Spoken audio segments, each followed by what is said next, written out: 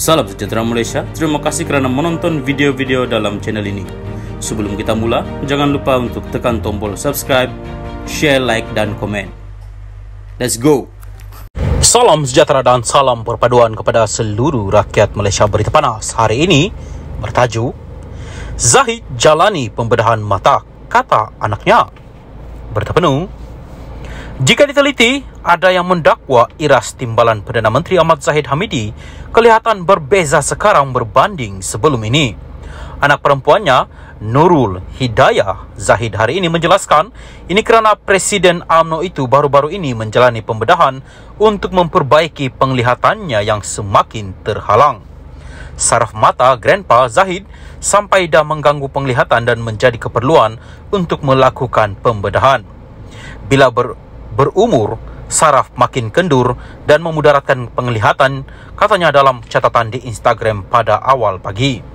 Susulan pembedahan itu, Nur Hidayah berkata mata bapaknya kini kelihatan lebam dan bengkak. Nur Hidayah berkata anaknya turut menghidap penyakit sama yang disebut sebagai lazy eye. Bagaimanapun, seorang pengulas membetulkannya dan berkata ia kemungkinan besar adalah ptosis, keadaan yang menyebabkan kelopak mata atas jatuh dan boleh menyebabkan lebih teruk apabila usia semakin lanjut. Dalam pada itu, Nurul Hidayah turut menafikan Zahid menjalani pembedahan itu atas sebab kosmetik. Ya, saraf mata dia tak berfungsi. Itu mata dia jadi kelihatan jatuh. Buat muka untuk apa? Bukan superstar pun. Kalau sampai memudarat sebab saraf mata kena, ia buat sesuatu, katanya lagi. Salam sejahtera dan salam perpaduan kepada seluruh rakyat Malaysia. Berita panas hari ini dipetik daripada Malaysia Now bertajuk Orang Kuat PKR doakan kematian Hadi, Dr. Mahathir. Berita penuh. Pembantu kepada Setiausaha Politik Anwar Ibrahim memuat naik doa mengharapkan kematian Presiden PAS Abdul Hadi Awang dan Dr. Mahathir Mohamad. Satu petanda pilihan raya negeri PRN akan datang bakal menyaksikan ahli politik beralih kepada serangan pribadi yang lebih teruk. Ahmad Zaki Yamani yang merupakan seorang pembantu kepada Setiausaha Politik Kanan Perdana Menteri Syamsul Iskandar Mohamad Akin memuat naik doa sebagai respon kepada laporan media berhubung keadaan kesihatan Hadi. Ya Allah, ambillah nyawa Abdul Hadi Awang. Hentikan kerosakan yang dilakukannya di muka bumi. Hentikan fitnah yang dibawanya terhadap agamamu. Ambil sekali Mahathir, tulis Zaki yang pernah menjadi exco pemuda PKR ketika Syamsul memimpin sayap itu. Zaki mengutuk laporan Malaysia Now yang menurutnya sering menyebarkan fitnah. Saya bukan idol kepada mana-mana setiausaha politik PM, katanya. Zaki juga dilihat mempertahankan kenyataannya apabila beberapa pengguna mempersoalkan kirimannya, sebaliknya menyuruh mereka memberikan dalil yang melarang seseorang daripada mendoakan kematian orang lain.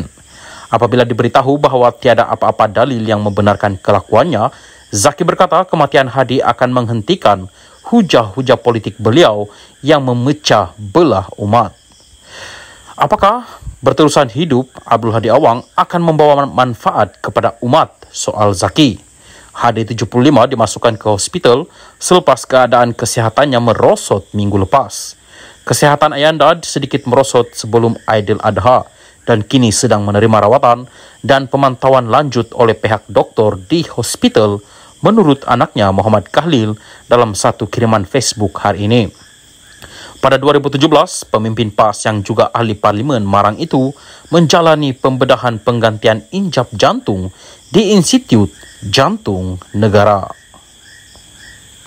Salam sejahtera dan salam perpaduan kepada seluruh rakyat Malaysia. Berita panas malam ini bertajuk Pilih Mahathir, kesilapan Hussein On paling besar.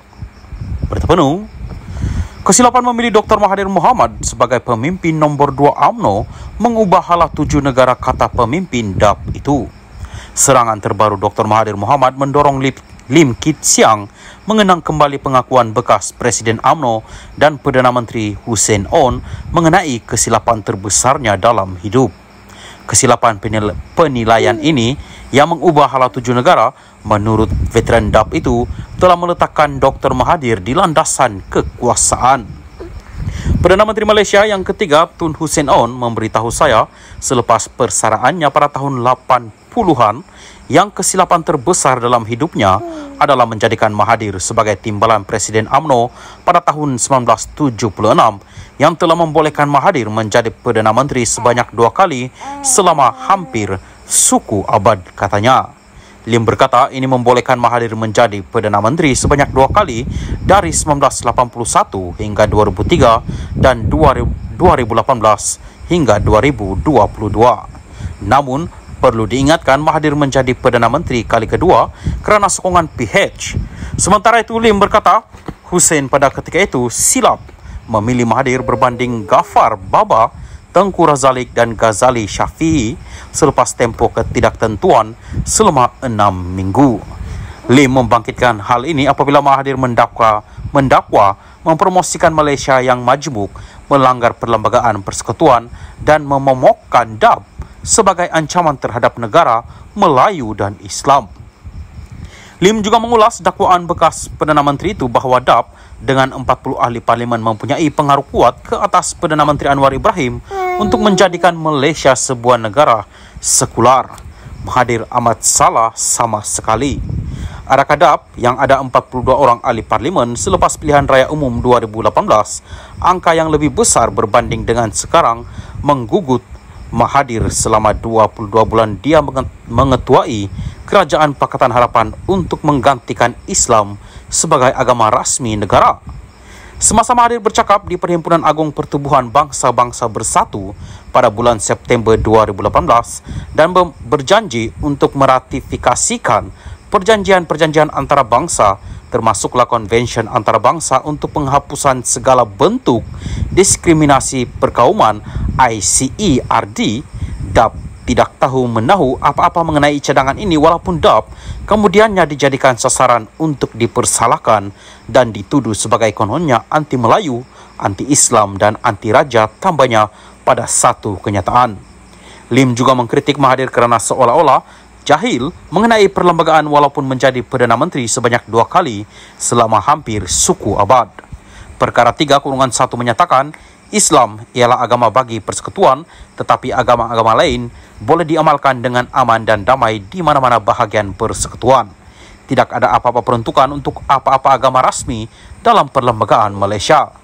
Tetapi persefahaman dan toleransi golongan bukan Islam di Malaysia terhadap Islam di Malaysia adalah dalam bentuk di mana semua rakyat Malaysia, sama ada Buddha, Hindu, Kristian, Sikh atau Tao, tidak mempunyai bantahan untuk Islam menjadi agama rasmi di Malaysia. Perkara yang sama juga terpakai kepada DAP, katanya lagi. Lim berkata dia gagal memahami bagaimana Mahathir boleh membuat kesimpulan bahawa mempromosikan Malaysia sebagai negara berbilang kaum itu bertentangan dengan perlembagaan. Adakah Mahathir mengatakan yang wawasan 2020 dan 9 cabaran strategiknya juga bertentangan dengan perlembagaan? 3 Perdana Menteri terawal negara, Tengku Abdul Rahman, Razak Hussain dan Hussein Onn berpegang dengan idea negara majmuk. Boleh lihat kepada perkara 43-2, perlembagaan yang tidak meletakkan identiti kaum untuk siapa yang boleh menjadi Perdana Menteri, sebaliknya mengatakan Perdana Menteri perlulah mempunyai sokongan majoriti ahli-ahli parlimen yang diundi rakyat jelasnya.